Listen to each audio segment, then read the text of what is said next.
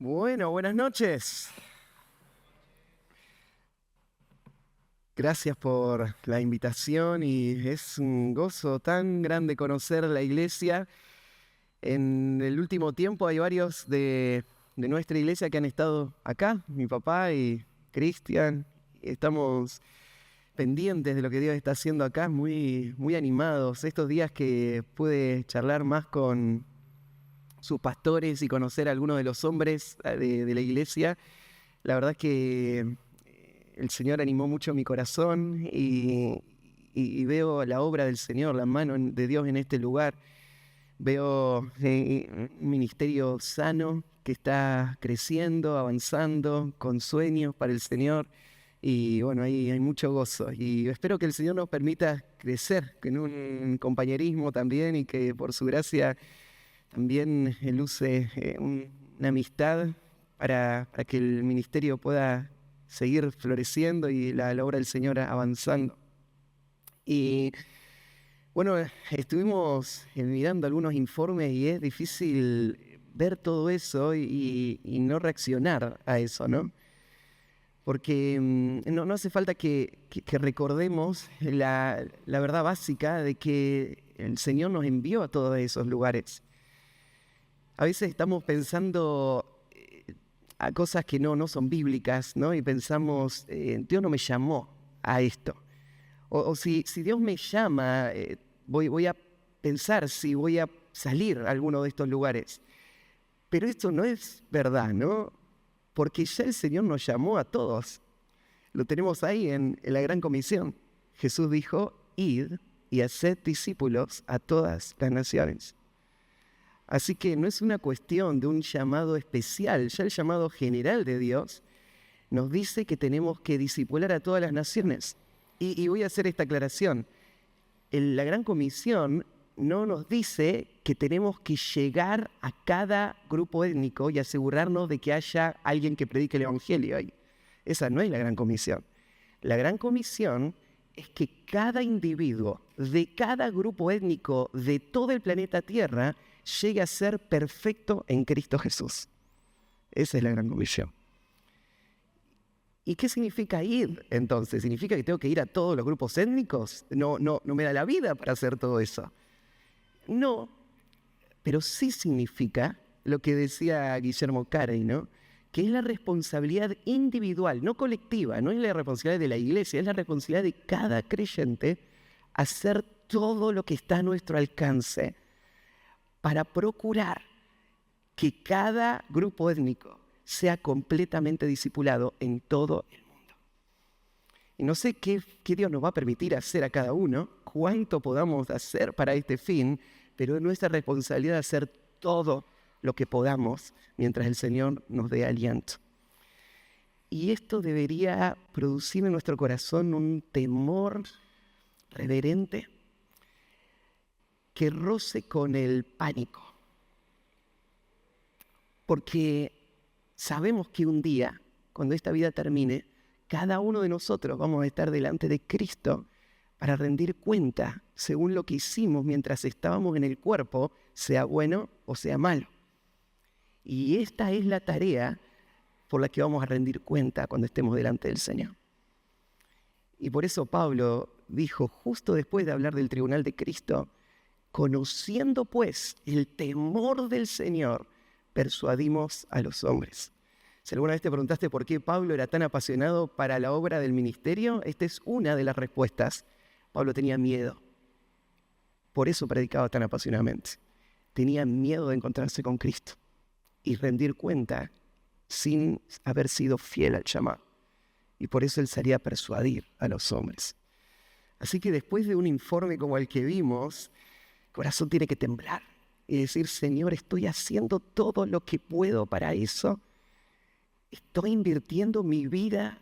¿Es esta mi pasión? ¿Es esto donde estoy poniendo las fuerzas, mis recursos, mis talentos para que todas las genias del mundo sean discipuladas? Y si no es así, hoy es un día para confesarlo, arrepentirnos y responder al llamado de ir. Ahora, hay otra verdad que que tenemos que también abrazar, y es que la obra misionera no es el fruto del esfuerzo humano. La obra misionera es la obra que Dios está haciendo para edificar la iglesia. Y nosotros creemos en un Dios soberano, ¿no? ¿Sí? Creemos que la salvación es del Señor. Creemos que Él va a lograr todo lo que se propuso y que nada lo va a poder impedir. Creemos que Él va a salvar a su pueblo. Sí. Entonces, si Dios es soberano y Él va a salvar a su pueblo, ¿por qué deberíamos sentirnos tan mal de no estar esforzándonos? Al fin y al cabo, es obra de Dios la salvación. Y es verdad, Dios es completamente soberano en la salvación, pero Dios usa medios para cumplir sus propósitos soberanos. Cristo dijo, yo edificaré mi iglesia. ¿Piensan que puede fallar ese plan? Si yo soy negligente, ¿piensan que no se va a edificar la iglesia? Se va a edificar, la iglesia se va a edificar, el Señor va a hacer su obra. Pero así como Cristo dijo, yo edificaré mi iglesia, Él también estableció el medio por el cual Él lo va a hacer. Y por eso Él le dice a sus discípulos, vayan y hagan discípulos a todas las naciones. Y quiero que vayamos juntos a un pasaje y de todo el Nuevo Testamento, creo que el libro de los Hechos es donde podemos percibir estas dos realidades. La soberanía de Dios en el plan que Él diseñó y en la obra que Él está haciendo para edificar la iglesia, y la forma en la que Él usa los medios naturales a hombres y mujeres comunes para discipular a todas las naciones. No sé si te acordás cómo empieza el libro de los Hechos, pero te voy a leer solo por un momento ahí en el capítulo 1, el primer versículo, y después vamos a saltar un poquito más adelante al pasaje de esta noche. Pero en el versículo 1 dice Lucas, en el primer tratado, oh Teófilo, hablé acerca de todas las cosas que Jesús comenzó a hacer y a enseñar hasta el día en que fue recibido arriba, después de haber dado mandamiento por el Espíritu Santo a los apóstoles que había escogido. Esta introducción al libro de Hechos nos recuerda que el libro de los Hechos en realidad es el segundo tomo de un mismo escrito. Lucas escribió el Evangelio de Lucas y el libro de los Hechos, y en la primera etapa de la iglesia, estos dos escritos circularon como un solo material. Al principio de la iglesia no tenía una Biblia encuadernada como nosotros, tenía libros separados.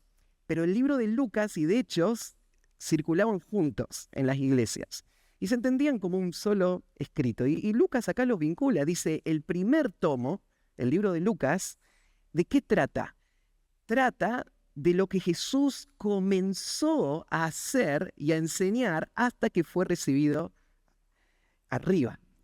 Ahora, te llama la atención cómo lo dice Lucas, porque esa expresión, el Evangelio es lo que Jesús comenzó a hacer. O sea, que el libro de los Hechos es lo que Jesús continuó haciendo después de que Él fue ascendido. Ahora, en el libro de los Hechos, ¿cómo es que es Jesús haciendo esto? Nosotros tenemos nuestra Biblia Hechos de los Apóstoles. Y hay algunos que han sugerido, bueno, este no es el libro de los Hechos de los Apóstoles, este es el libro de los Hechos del Espíritu Santo a través de los apóstoles. Pero quiero sugerir un paso más. Este es el libro de los Hechos de Jesús, por medio del Espíritu que Él envió, que obró en los apóstoles. Pero lo que tenemos en el libro de los Hechos es el cumplimiento de la promesa que Jesús hizo, yo edificaré mi iglesia. En el libro de los Hechos a quien tenemos es a Jesús edificando su iglesia. ¿Sí? Ahora, ese yo edificaré mi iglesia, vos ves cómo funciona en este libro. Él lo hace a través de sus miembros en este mundo. Claro, la teología del Nuevo Testamento nos enseña que nosotros somos parte del cuerpo de Cristo. Y lo que está pasando a medida que el creyente está obrando en este mundo es que Cristo está obrando por medio del creyente. Así que todo esto es obra de Él y nosotros somos solamente sus instrumentos para que Él cumpla esta promesa. Voy a edificar mi iglesia. ¿Se acuerdan que en el versículo 8 Jesús dio una profecía, una predicción? Ellos van a ser testigos en Jerusalén, Judea, Samaria, hasta el último de la tierra. Aunque esto a veces se trata como un mandamiento, no es tanto un mandato, sino es una predicción. Esto es lo que va a pasar. Los discípulos iban a ser los testigos de Cristo y todo el libro de los Hechos se podría dividir en estas tres regiones que Jesús menciona acá. Cuatro. Jerusalén, Judea, Samaria y hasta lo último de la tierra. Entonces, el capítulo 2 al 7 se nos habla de cómo el Evangelio comenzó a ser predicado en Jerusalén. Y de ahí, después de la persecución, capítulos 8 y 9, el Evangelio sale a todo Judea, la provincia, y Samaria, la provincia de al lado. Y el capítulo 10 al 28 tenemos el Evangelio yendo hasta lo último de la tierra. Y ahí es donde vamos a centrar nuestra atención. Vamos a avanzar hasta el capítulo 15. Cuando llegamos al capítulo 15, ya estamos en esta sección en donde el Evangelio está yendo hasta lo último de la tierra. Y el personaje principal, el protagonista de esta sección, es el apóstol Pablo. En el capítulo 11 vemos el establecimiento de la iglesia en Antioquía. Y después en el capítulo 13, desde Antioquía, Pablo va a salir en su primer viaje misionero con el equipo, con Bernabé, y van a hacer un recorrido enviado por la iglesia, comenzando iglesias en ciudades estratégicas.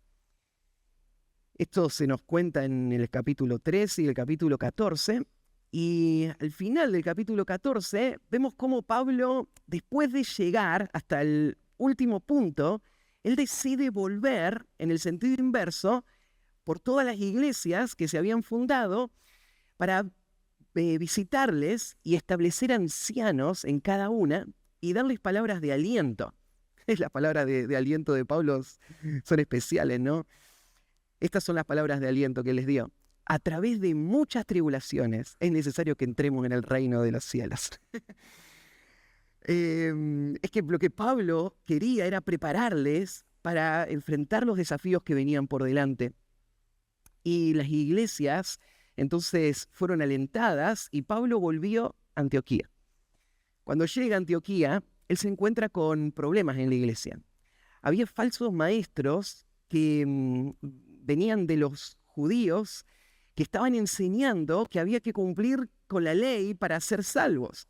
O sea, tenías que circuncidarte y obedecer todos los mandamientos del Antiguo Testamento si querías seguir a Cristo. Y Pablo se da cuenta inmediatamente que esto está atentando contra el evangelio bíblico.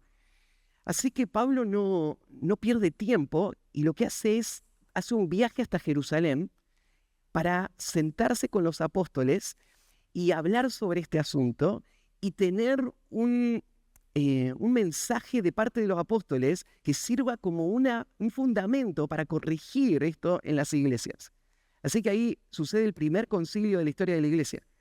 Ahí Pablo con los apóstoles se sientan y definen esto. Los creyentes gentiles no tienen que obedecer ningún mandamiento de la ley, porque la salvación viene por la fe en Jesús, que cumplió toda la ley. Y la salvación es un regalo de la gracia de Dios a todo el que cree. Entonces, Pablo vuelve a Antioquía con este mensaje de los apóstoles y se queda por 3 años ahí, enseñando, fortaleciendo a la iglesia, afirmando a los líderes de la iglesia, y ahí es donde vamos a retomar con la historia. ¿Sí? Estamos en Hechos capítulo 15, y vamos a leer del versículo 36 al capítulo 16, 5. Dice así la palabra de Dios. Después de algunos días, Pablo dijo a Bernabé: volvamos a visitar a los hermanos en todas las ciudades en que hemos anunciado la palabra del Señor para ver cómo están. Y Bernabé quería que llevasen consigo a Juan, el que tenía por sobrenombre Marcos. Pero a Pablo no le parecía bien llevar consigo al que se había apartado de ellos desde Panfilia y no había ido con ellos a la obra. Y hubo tal desacuerdo entre ellos que se separaron el uno del otro. Bernabé, tomando a Marcos, navegó a Chipre, y Pablo, escogiendo a Silas, salió encomendado por los hermanos a la gracia del Señor. Y pasó por Siria y Cilicia, confirmando a las iglesias. Después llegó a Derbe y a Listra, y aquí había allí cierto discípulo llamado Timoteo, hijo de una mujer judía creyente, pero de padre griego. Y daban buen testimonio de él los hermanos que estaban en Listra y en Iconio. Quiso Pablo que éste fuese con él, y tomándole le circuncidó por causa de los judíos que había en aquellos lugares, porque todos sabían que su padre era griego. Y al pasar por las ciudades, les entregaban las ordenanzas que habían acordado los apóstoles y los ancianos que estaban en Jerusalén para que las guardasen. Así que las iglesias eran confirmadas en la fe y aumentaban en número cada día. Cuando me hablaron de la conferencia, me pidieron que pueda hablar especialmente sobre el lugar que la iglesia local tiene en la obra misionera y específicamente en la tarea de fundar iglesias. Y vino a mi mente inmediatamente este pasaje, porque creo que esto es lo que está explicándonos Lucas. Lucas nos está dando en este pasaje la filosofía de ministerio de Pablo. ¿Cómo es que él entendía su tarea misionera? ¿Cuáles eran sus prioridades? ¿En qué se consistían sus actividades? ¿Cuáles eran los valores que él tenía? ¿Cómo él identificaba misioneros potenciales? ¿Y cómo él los incluía en su equipo? ¿Y cuál era su actividad cotidiana? Y hermanos, esto es algo muy importante, porque pasión por la obra misionera no es suficiente para que un día Cristo apruebe lo que hicimos. Lo que necesitamos no es solamente estar dispuestos, sino que lo que necesitamos es tener un entendimiento correcto de qué es lo que nos pide el Señor que hagamos y cómo avanzar hacia eso. Y hoy, más que nunca, la iglesia parece desorientada y parece no entender de qué se trata la obra misionera. Hay mucho que se hace en nombre de las misiones que no tiene nada que ver con obra misionera, que no es en esencia obra misionera, y en donde la iglesia gasta muchas fuerzas y energías, y este pasaje va a ayudarnos a enfocar una filosofía bíblica de las misiones. La obra misionera, de acuerdo a las Escrituras, vamos a ver ahora un reflejo de esto en este pasaje. Así que vamos a dividir este pasaje en tres partes. Lo primero que quiero que veamos es que una perspectiva misionera bíblica se enfoca en los medios bíblicos para la multiplicación. Se enfoca en los medios bíblicos para la multiplicación. ¿De qué manera Dios obra la gran comisión en este mundo? Y lo que vamos a ver en este pasaje, cuál es el medio que Dios usa, es la iglesia local. Y presta atención a esto que menciona el versículo 36. Dice ahí, después de algunos días, Pablo dijo a Bernabé, volvamos a visitar a los hermanos en todas las iglesias en que hemos anunciado la palabra del Señor para ver cómo están. Este pasaje te tiene que sacudir. Si vos conocés algo del apóstol Pablo, me imagino que vos te imaginás a este hombre como un hombre que no puede quedarse quieto. Es un hombre que siempre está pensando cuál es el próximo desafío. ¿A qué región hay que ir para poner ahí la semilla del evangelio? Este era un hombre apasionado, un hombre que no tenía nada que le intimide. Él iba y enfrentaba los obstáculos. Entonces, vos te imaginás a este hombre como un hombre corriendo desesperado por todos los rincones, tratando de que todos escuchen el evangelio. Pero Pablo no era así. De hecho, este pasaje dice ahí, arranca diciendo, después de algunos días. Ese algunos días, si vos seguís la cronología de Hechos, es lo que yo te dije, alrededor de 3 años. Ahora, ¿qué hace un hombre como Pablo, llamado a evangelizar a todos por 3 años en una iglesia local? ¿Por qué no sale? ¿Por qué no emprende? ¿Por qué no busca? ¿Por qué no explora? ¿Por qué no busca esos lugares donde no escucharon el Evangelio? ¿Por qué está en Antioquía? Esto tiene que ver con cómo Pablo entiende la obra misionera. Pablo entiende que el mayor aporte que él puede hacer a la Gran Comisión es afirmar una iglesia que tiene las dinámicas para la reproducción y a través de la que se va a cumplir la Gran Comisión. La Gran Comisión es imposible de entender o de llevar a cabo fuera de la iglesia local. Porque solo en la iglesia local están los elementos para que esto suceda. Como decís, Matías, me parece que estás exagerando. Hay muchos que están cumpliendo la Gran Comisión y no lo hacen a través de una iglesia local. Y yo quiero decir, es imposible cumplir con la Gran Comisión fuera de una iglesia local. Y te lo voy a demostrar de esta manera. La Gran Comisión nos llama a ser discípulos. ¿Y cómo se hace un discípulo? Habiendo ido, bautizándoles, o sea, identificándoles con un cuerpo local de creyentes por medio del testimonio por las aguas del bautismo. Y en tercer lugar, enseñándoles que guarden todas las cosas que yo os he mandado. La Gran Comisión lo que nos dice es que hay que ayudar a esta persona a cumplir todo lo que el Señor nos enseñó. O sea, esta persona tiene que llegar a ser perfecta en Cristo Jesús. Hasta que esta persona no es como Cristo, no se terminó la tarea de la Gran Comisión, ¿no? Pues sí, bueno, pero ¿qué problema hay? Yo puedo ayudar a otro a ser como Cristo, discipulándolo. Hablábamos el otro día de un pasaje en Efesios capítulo 4. Efesios capítulo 4 es un pasaje muy valioso para que la iglesia entienda cómo Dios diseñó el funcionamiento de una congregación. Y Efesios 4 dice que Dios dio a la iglesia local pastores y maestros para equipar a los santos para la obra del ministerio. Para que a la medida que se edifican unos a otros, el Señor dé el crecimiento para que lleguen a la estatura de la plenitud de Cristo. O sea, una persona solo puede llegar a ser como Cristo dentro de una iglesia local en donde se están viviendo las dinámicas bíblicas de los unos a los otros. Y a partir de los dones que Dios dio a todos mis hermanos, yo puedo madurar hasta llegar a ser como Cristo. Sin la iglesia local, una persona no puede llegar a la madurez. La madurez en Cristo fue diseñada para que suceda en las dinámicas de una iglesia local donde hay pastores enseñando y equipando y donde hay hermanos edificándose mutuamente. O dicho de otra manera, se necesita toda una congregación para discipular a una persona. Fuera de la iglesia local, la Gran Comisión es imposible. Y por eso Pablo entiende que si vamos a cumplir la Gran Comisión, lo que necesita el mundo son iglesias sanas.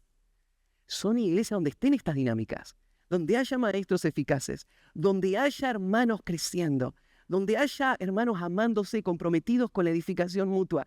Y de esa manera, esta iglesia pueda ser equipada para la obra del ministerio. Y Pablo estaba en lo cierto.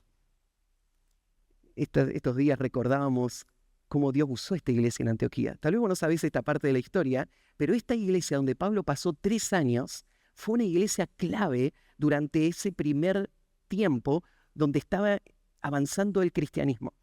La iglesia de Antioquía fue una iglesia pilar del cristianismo, pero no solamente en el primer siglo.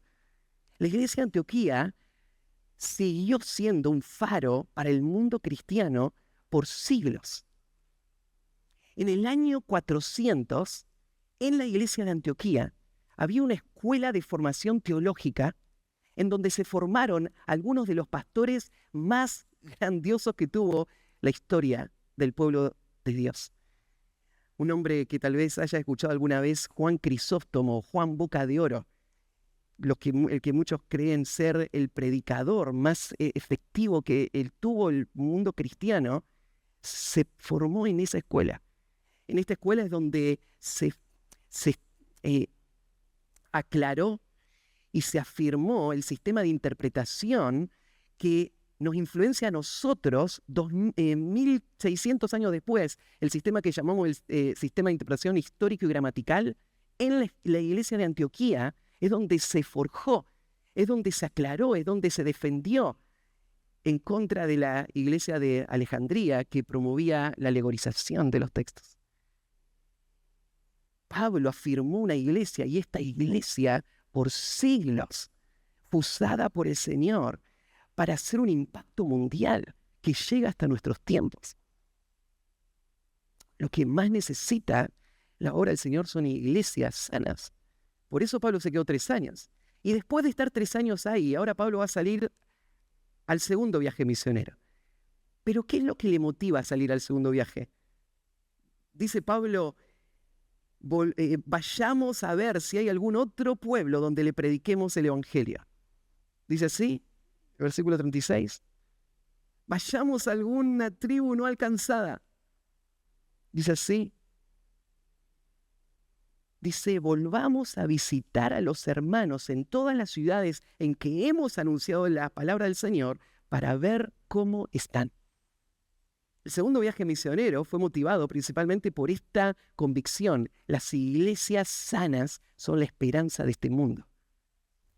Y este grupito de iglesias que se habían iniciado en ese primer viaje necesitan al apóstol para que tome lo que los apóstoles en Jerusalén le habían dado y Pablo vaya ahí y se asegure de que falsos maestros no entren. Y que Pablo pueda ir y seguir enseñándoles mucho más de la doctrina y seguir alentándoles y corrigiendo para que estas iglesias puedan ser efectivas y a partir de esos lugares regiones enteras sean alcanzadas.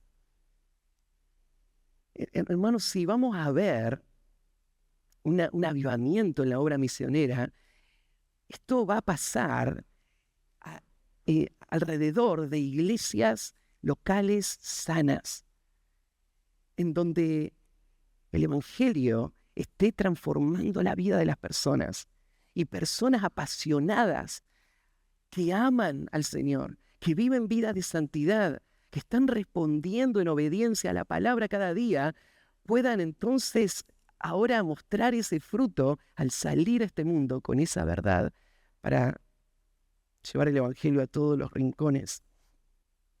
Así que el versículo 37 nos cuenta este episodio que muchos recordamos de esta tensión que hubo entre Pablo y Bernabé.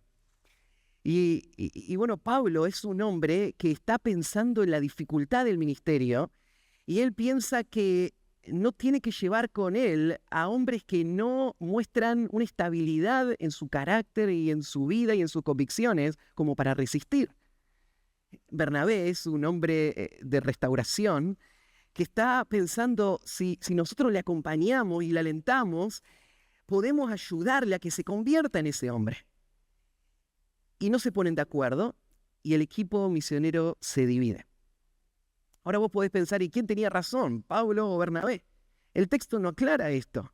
De hecho, el texto afirma que el ministerio que va a seguir de Pablo no es un ministerio que él está haciendo por ser terco o rebelde, porque dice ahí al final que la iglesia va a encomendar a Pablo a este segundo viaje misionero.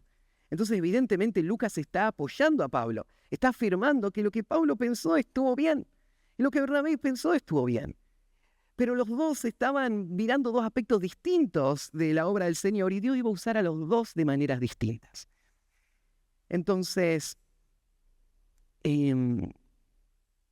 ahora Pablo va a salir al segundo viaje ya sin Bernabé. Y esto es una pérdida enorme para el equipo misionero. Bernabé es un hombre maduro, es un hombre que ya Dios ha usado mucho en la historia antes de este punto. Y ahora Pablo no quiere salir solo, así que elige a Silas y sale encomendado por los hermanos a la gracia del Señor. ¿Y qué va a hacer? Versículo 41. Y pasó por Siria y Cilicia, confirmando a las iglesias. A veces menospreciamos este aspecto de la obra misionera y pensamos que Gran Comisión es todo lo que hacemos para llegar a donde no se escuchó el evangelio. Pero Gran Comisión no es solo eso. Porque recién explicaba también esto, que Gran Comisión es también enseñar que guarden todas las cosas que os he mandado. O sea, cada vez que vos acompañás a un hermano en la fe en tu iglesia local a que pueda obedecer a Cristo en un aspecto de su vida, lo que estás cumpliendo es la Gran Comisión. La Gran Comisión es toda esta tarea. Ahora, la tarea no se limita solamente a los que nos rodean. Yo les decía al principio, todas las etnias del mundo tienen que ser llevadas a la madurez en Cristo. Pero la tarea de discipular a todas las naciones es la tarea de las iglesias, que es donde está sucediendo el crecimiento. Es donde se están observando a los obreros, es la que están enviando a los misioneros. Entonces Pablo se ocupa de las iglesias.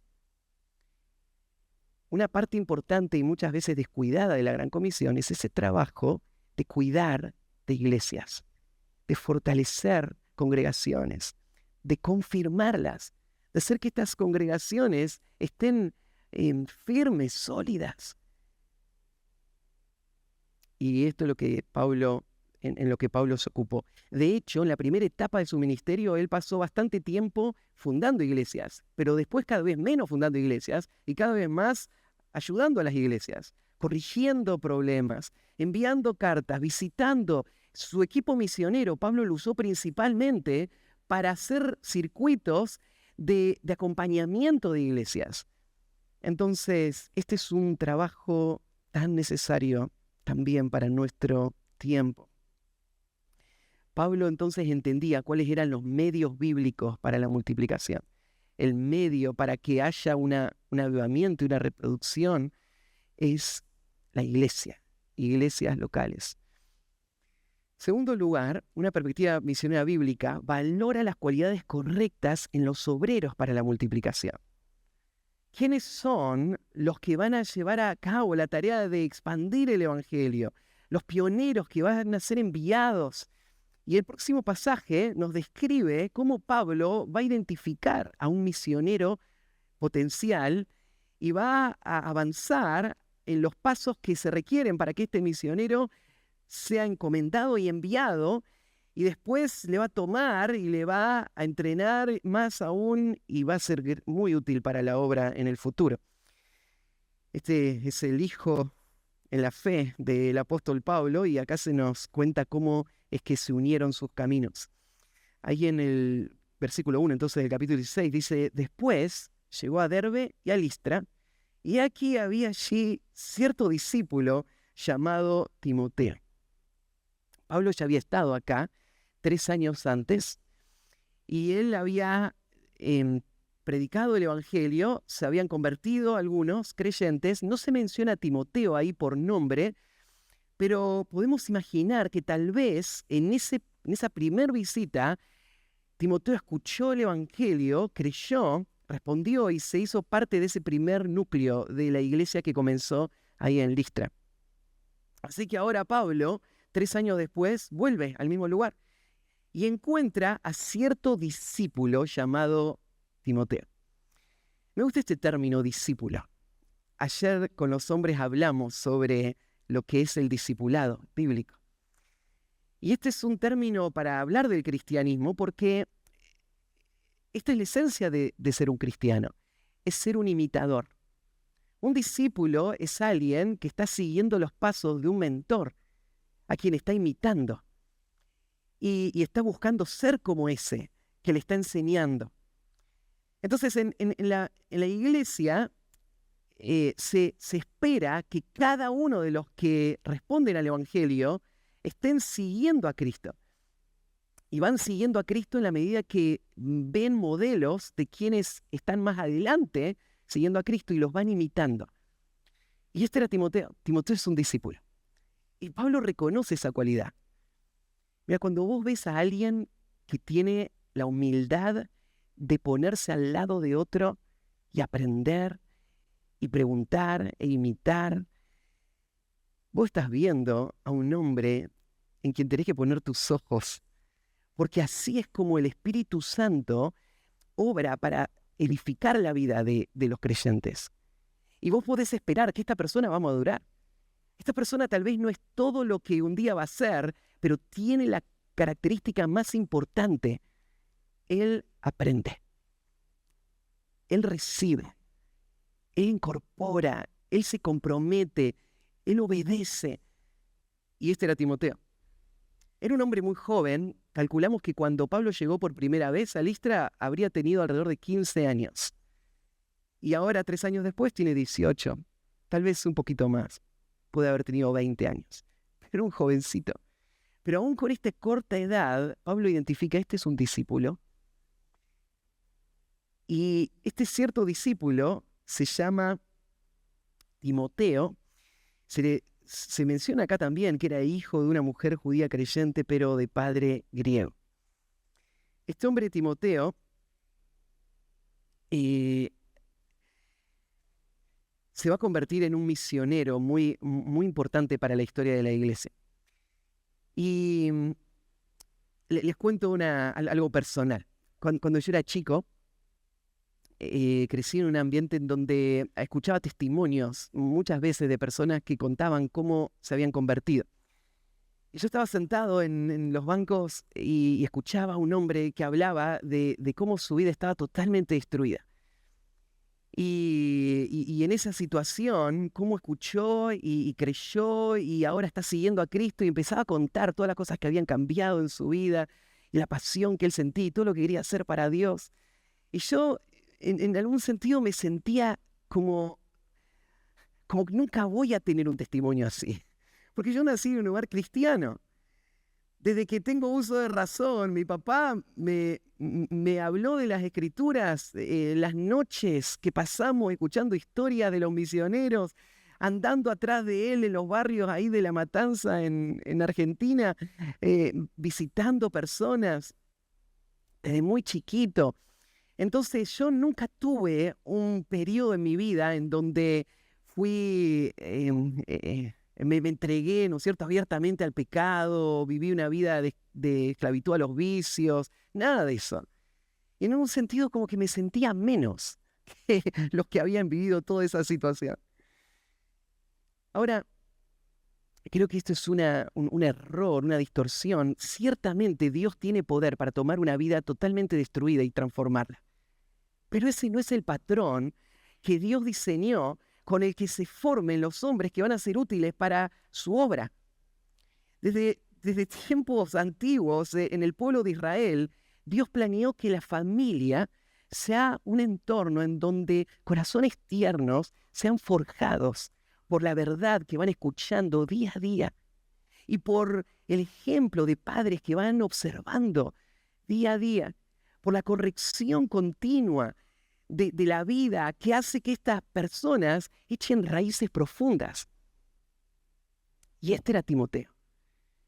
Timoteo fue un joven que cuando Pablo llegó, él tenía 15 años, pero su vida espiritual había empezado mucho antes.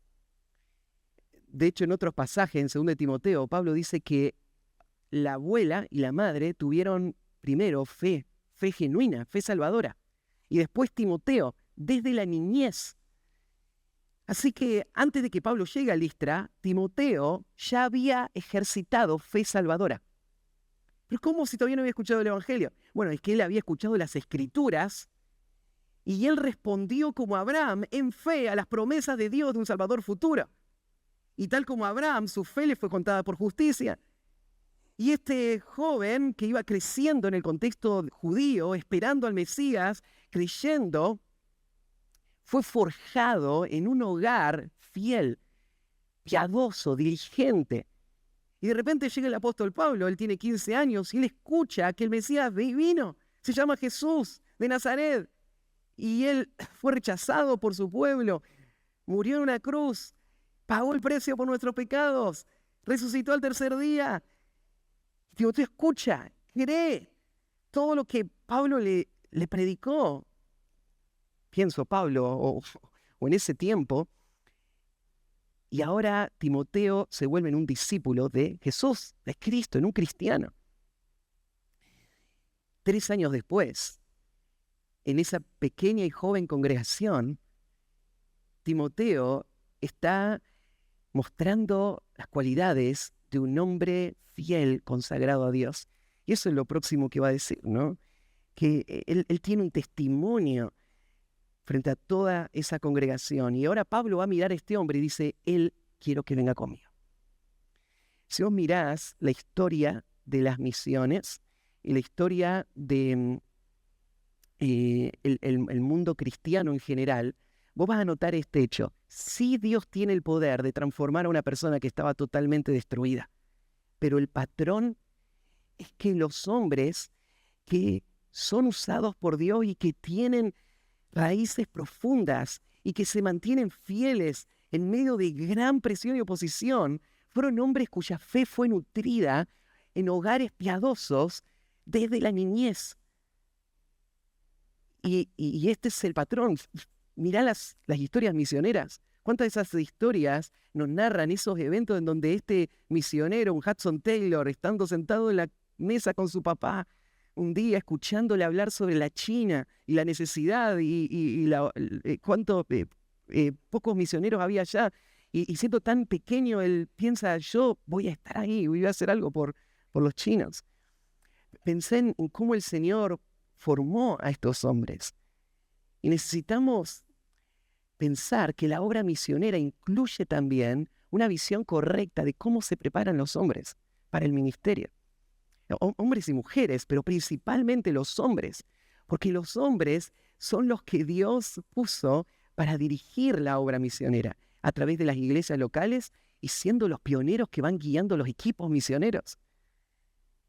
Entonces, hablábamos recién y decíamos, vamos a ver un avivamiento misionero cuando veamos iglesias sanas que están madurando, donde cada creyente está progresando en su santificación, donde cada hombre está tomando su lugar como un líder espiritual de su hogar, donde cada mujer está siendo una ayuda idónea y creciendo en madurez y edificando su hogar como una mujer sabia y no derribándolo con sus manos, donde cada joven está absorbiendo y recibiendo de los que van delante, de los hombres de la iglesia, imitándoles.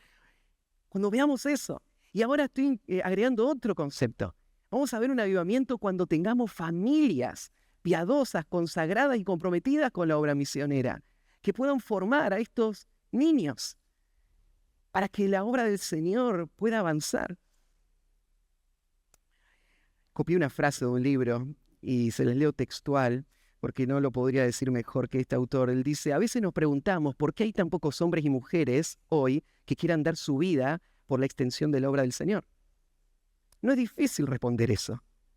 Si los padres cristianos dedicarían su vida a formar a sus hijos, no esporádicamente, sino diariamente, dándoles la palabra y poniendo delante de ellos un ejemplo piadoso en dependencia de Dios, si cuidarían sus mentes, librándoles de la vanidad del mundo y poniendo en sus manos buenos libros que formen sus valores y les inspiren como modelos a seguir, si exaltarían frente a sus hijos como aquellos que son nobles y respetables, no los jugadores de fútbol, ni los empresarios, ni los superhéroes, sino pastores y misioneros consagrados, ellos verían a sus hijos y a sus hijas seguir en esa dirección, y la iglesia tendría los misioneros para enviar al mundo. La mejor formación, como lo demuestra la experiencia, no viene de los años en los institutos bíblicos, sino en la formación recibida en el hogar. Hay un lugar para la formación académica, pero jamás puede reemplazar toda esa formación desde esos años tiernos en donde se asentó el corazón en convicciones que te van a sostener cuando las cosas se pongan difíciles. Y eso es lo que necesita la obra misionera. Entonces, a las mamás que a veces sienten que están gastando los mejores años de su vida en 4 paredes con niños revoltosos y luchando, quiero alentarles. Ustedes tienen una plataforma inigualable para aportar a la tarea de la Gran Comisión y tienen que entregarse a su función como madres para la crianza de esos hijos, entendiendo esa responsabilidad. Y tienen que hacerlo mostrándole a sus hijos que aunque no estás en la India, vos estás viviendo una vida tan consagrada como la que vos esperás que él viva cuando esté en la India. Vos vas a ser el ejemplo. Y vos le vas a enseñar y guiar. Y los padres no tienen que perder el tiempo no tienen que distraerse con todas las cosas y ocupaciones y dejar pasar los mejores años de sus hijos sin dedicar el tiempo para hablarles, para enseñarles, para invitarles a que les acompañen y modelar para ellos. Las familias son la clave para la formación de obreros. Y hay muchos ejemplos en la historia. Algunos tal vez recuerdan a misioneros que Dios usó tremendamente, y tal vez una historia conocida es la de Juan Wesley, Carlos Wesley. Juan Wesley fue uno de los hombres que Dios usó en el tiempo del primer gran avivamiento, que es recordado por todos los kilómetros que recorrió a lomo de caballo predicando el evangelio incansablemente, y cómo Dios lo usó para la conversión de miles. Y surgió ahí el movimiento metodista y una denominación que fue fiel por un tiempo. Pero muchos no saben que la mamá de Juan y Carlos Wesley fue una mujer piadosa que tenía 19 hijos, si no me equivoco, y que se esforzó diligentemente para darle a los hijos todas las herramientas para que ellos puedan conocer a Dios y crecer en una vida de servicio a Dios. Y en esos primeros años les enseñó latín, griego, para que ellos puedan leer las escrituras en los idiomas bíblicos. Y claro, la historia recuerda al hombre que estaba en el púlpito, pero atrás de ese hombre hubo una mamá, un papá. Y lo que ese hombre está diciendo y lo que ese hombre está haciendo fue forjado silenciosamente, donde nadie vio lo que estaba pasando. Pero la obra del Señor ahora se beneficia de ese fruto. Y necesitamos enfocar la formación de los obreros correctamente. Ahí en el versículo 2 agrega este detalle que cuando Pablo llega y ve a este joven que fue formado por esta mujer, ve también que daban buen testimonio de él los hermanos que estaban en Listra y en Iconio. O sea, este hombre no va a ser empujado a la obra misionera en frío, ¿no? De la nada. Este hombre es un hombre activo, involucrado, y demostró en esos pocos años las cualidades de un hombre fiel y apto para el ministerio. Y los hermanos daban buen testimonio. Así que, versículo 3, quiso Pablo que éste fuese con él. Ahora esto suena muy victorioso, ¿no? Pablo me eligió. Imagínate, ¿no? Si vos estabas ahí y el gran apóstol Pablo, el misionero que Dios está usando de una forma tan efectiva, dice, quiero que me acompañes. Pero acordate, ¿a quién lo está invitando Pablo? 3 años antes, si es que Timoteo se convirtió con Pablo, tal vez Timoteo fue uno de los discípulos que se paró al lado del cuerpo que creían muerto de Pablo después que fue apedreado allá en Listra, y que lo vio levantarse de entre las piedras y entrar de nuevo a la ciudad y seguir predicando. Timoteo sabe a qué Pablo lo está invitando. A veces nosotros idealizamos la obra misionera, ¿no? Y la vemos muy romántica. En el video se ve hermoso, ¿no es cierto? Todas esas culturas, esos lugares. Pero la obra misionera requiere de hombres y mujeres que estén dispuestos a dar su vida. Hombres y mujeres que, como Pablo, han muerto a este mundo y ahora viven a Cristo. Hombres y mujeres que están dispuestos a con el mayor placer gastar lo suyo y ellos mismos del todo por amor a las almas. Y hombres como Pablo que están dispuestos a ser anatema, si fuese posible, por la salvación de un perdido más, y que van a pagar el precio por eso. Así que yo me imagino cuando Pablo le habló a Timoteo, y tal vez en esa conversación le dice, Timoteo, quiero que vengas conmigo. Y este joven apasionado, entusiasta, le dice, esto es lo que siempre quise. Yo quiero servir al Señor, y si pensás que puedo ayudar en cualquier cosa, te llevo la valija, decime y estoy con vos y voy a hacer lo que sea. Y Pablo le dice, sí, Timoteo, pero vos sabés lo que eso implica.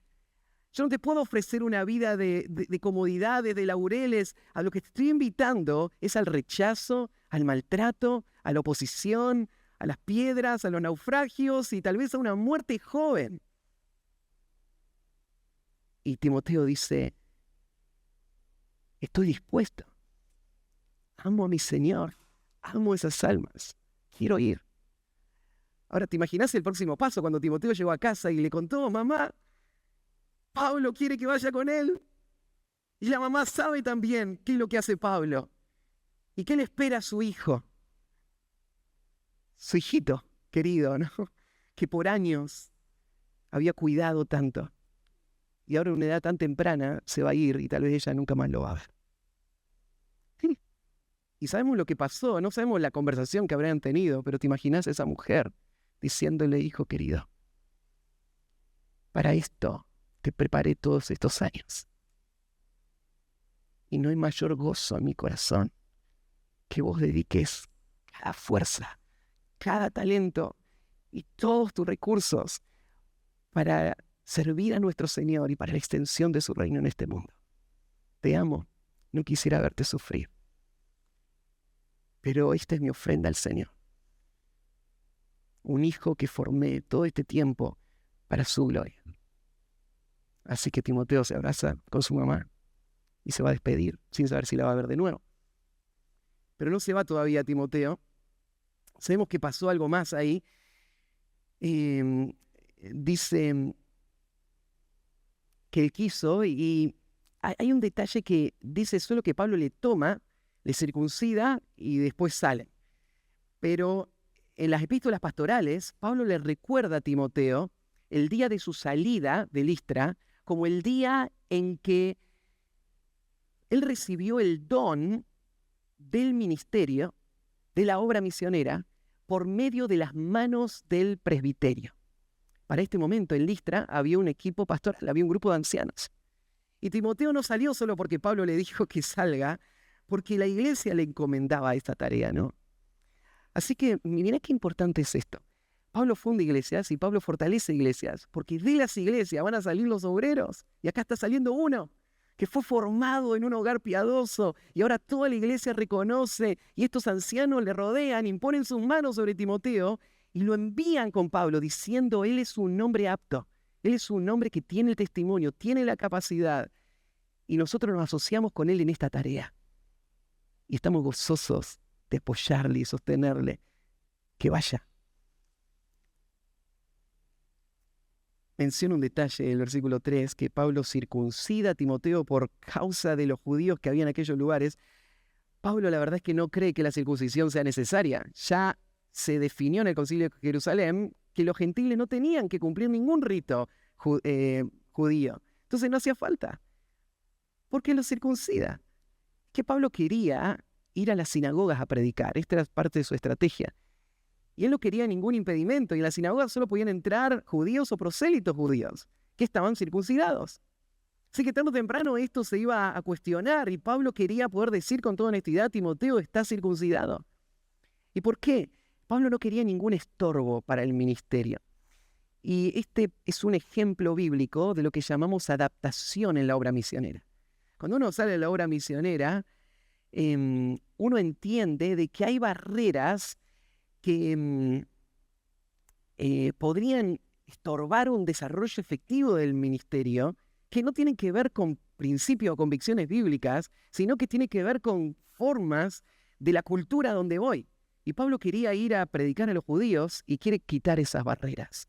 Y él se adapta. Él se hace judío al judío y gentil a los gentiles. Todo a todos para ganar al mayor número. Ahora, Pablo no era un hombre que adaptaba el evangelio, pero Pablo es un hombre que no tiene problema de circuncidar. La circuncisión nada es, pero si ellos piensan que es algo, lo circuncidamos y vamos. Así que esto es lo que hace. Y versículo 4. Vamos al tercer punto. Una perspectiva misionera bíblica espera el fruto natural de la multiplicación. Espera el fruto natural de la multiplicación. Así que Pablo ahora entiende la centralidad de la iglesia. Dios está proveyendo obreros de entre las iglesias y él ahora recorre iglesias. ¿Y qué es lo que hace cuando va? Al pasar por las ciudades, les entregaban las ordenanzas que habían acordado los apóstoles y los ancianos que estaban en Jerusalén para que las guardasen. Lo que hacía Pablo era predicarles lo que los apóstoles habían determinado.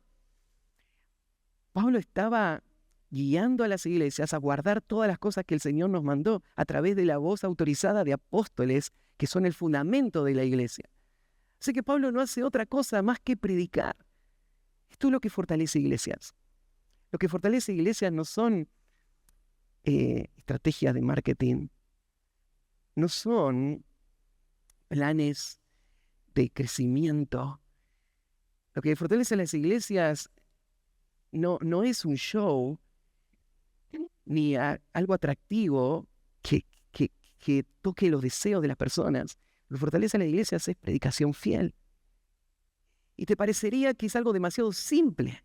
¿Cómo esto podría revolucionar el mundo? Acá hay un puñadito de hombres yendo de lugar en lugar y lo único que hacen es enseñar, hablarle de las ordenanzas apostólicas. Pero esto que parece tan simple es el poder de Dios para salvación. Ahí es donde está el verdadero poder de la obra misionera, en la predicación. Y entonces llegamos al versículo 5. ¿Y cuál es el resultado de todo esto? Este es el clímax de todo este pasaje.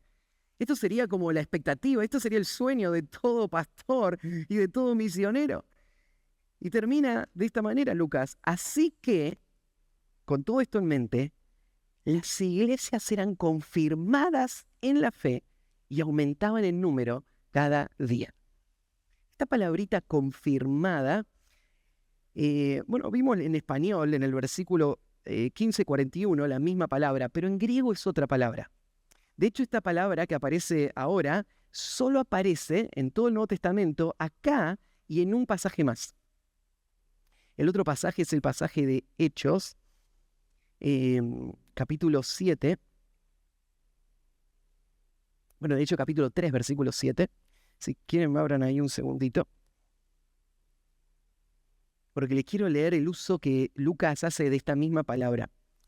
Este es el evento en que Pedro y Juan están entrando al templo y hay un hombre cojo que está mendigando, y es famoso este episodio, ¿no? Cuando dice en el versículo 6, más Pedro dijo, no tengo plata ni oro, pero lo que tengo te doy. En el nombre de Jesucristo de Nazaret, levántate y anda. Y el versículo 7, y tomándole de la mano derecha, le levantó, y al momento se le afirmaron los pies y tobillos.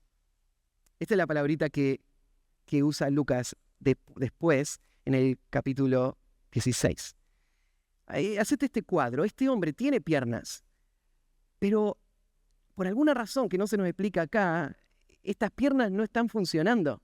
Hay algún problema físico que hace que estas piernas estén ahí sin ser efectivas. Y un hombre que tiene piernas pero que no puede usar las piernas está condenado a estar tirado en un rincón, mendigando y esperando que otros le ayuden porque él no puede funcionar. Él no puede andar, él no puede trabajar, él no puede hacer nada. Él depende completamente de otros. Ahora imagínate esta situación ahora trasladada a iglesias. Porque acá lo que está diciendo Lucas es que Pablo iba a iglesias, les predicaba, y lo que pasaba con las iglesias es lo mismo que pasó con ese cojo. De repente estas iglesias se afirmaban. Así que este es el cuadro que vos tenés que imaginar. Hay iglesias que son la esperanza del mundo. Solo a través de la iglesia local se puede cumplir esa obra, la gran comisión, y discipular a todas las naciones. Pero aunque tienen todo, están enfermas. Hay problemas con esta iglesia. Y estos problemas hacen que no sean efectivas.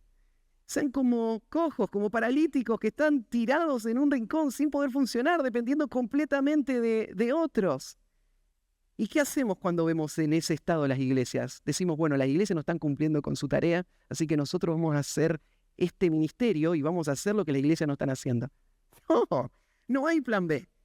Es o las iglesias o nada. Porque Dios diseñó la iglesia. Entonces, ¿cuál es la respuesta a esa situación? Estas iglesias se tienen que afirmar. Ahora, firmar iglesias no es una tarea humana que se pueda hacer con estrategias humanas. Es el obrar del Espíritu por medio de la predicación de hombres fieles. Entonces, hombres como Pablo visitaban iglesias y les predicaban, les corregían, les enseñaban, denunciaban las falsas enseñanzas y entonces la iglesia se ponía de pie. Y ahora puede correr, ahora puede funcionar, ahora puede salir a trabajar, ahora puede hacer el ministerio. Y cuando vos tenés muchas iglesias así, ¿cuál es el resultado? Mira lo que dice la última frase. Y aumentaban en número cada día. ¿Entendés lo que está explicando acá Pablo? Nuevas iglesias fundándose cada día. Esto es una reproducción sobrenatural, asombrosa, y que solo es posible por el obrar de Dios. Cristo dijo, yo edificaré mi iglesia. Y Él lo está cumpliendo, pero lo está haciendo a través de instrumentos que Él designó para esta tarea. Y estas iglesias fortalecidas son ese instrumento. Estas iglesias que ahora están afirmadas, ellas empiezan a ser como Tesalónica, que después de haber imitado, ahora se vuelven en patrón. Iglesias que ahora su fe se extiende por todo lugar, de modo que los misioneros no tienen necesidad de hablar nada. Estas iglesias están haciendo un impacto regional, no solo en Macedonia Acaya, sino también hasta lo último de la tierra. Este es el plan de Dios para la obra misionera. Y nuestra pasión tiene que ser todas las etnias del mundo discipuladas completamente. Ahora, cuando yo era niño, yo escuchaba las historias de los misioneros, mi corazón empezaba a bombear, ¿no? A latir y a pensar, yo quiero también estar ahí, yo quiero hacer esta obra. Pero tenía una visión muy inmadura de lo que es la obra misionera. Muy ambigua, no sabía bien lo que hacían los misioneros. Y el Señor con el tiempo fue trayendo más y más de esa luz. Si yo amo a los perdidos, tengo que dar mi vida por la iglesia. Porque las iglesias son lo que Dios usa. Y si vamos a salir a lo último de la tierra, vamos a salir a fundar iglesias. Y te digo, cualquier obra que no tiene como propósito fundar iglesias o fortalecer iglesias, no es obra misionera legítima. Porque solamente la iglesia local puede cumplir con la gran comisión, que no es hacer obras de caridad, sino hacer discípulos a todas las naciones. Y esto sucede solo en iglesias locales. Entonces, la pasión por la iglesia, acá y en todos los rincones del mundo, tiene que ser lo que nos mueva.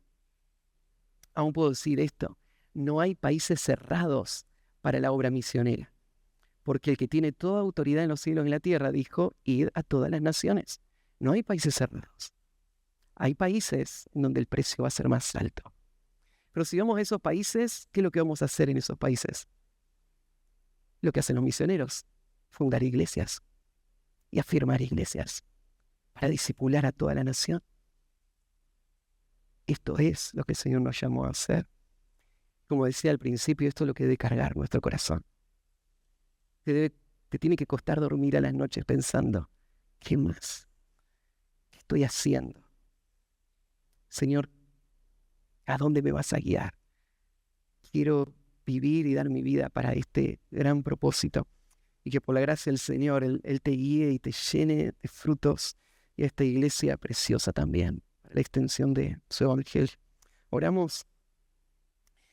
Padre, gracias por este pasaje que nos vuelve a enfocar en cómo tú ves las misiones. Gracias por hombres fieles, imperfectos, débiles, pero que entendieron la misión que les habías dado. Y hoy nosotros podemos imitar también su vida y su ministerio. Gracias por las personas que has usado en nuestras vidas. Gracias por padres piadosos. Gracias por mentores, por maestros. Gracias por iglesias sanas que tú has usado y sigues usando para equiparnos para la obra del ministerio. Y te pedimos por esta congregación, te pedimos por cada uno de estos hermanos, para que en tu gracia tú permitas que avancen y crezcan y sean instrumentos en tus manos para una extensión a este país y a este mundo para tu gloria. Te amamos, Señor, y queremos que tu nombre sea exaltado. Y para eso queremos rendir nuestra vida en un sacrificio vivo, santo, agradable a ti. En el nombre de Cristo Jesús.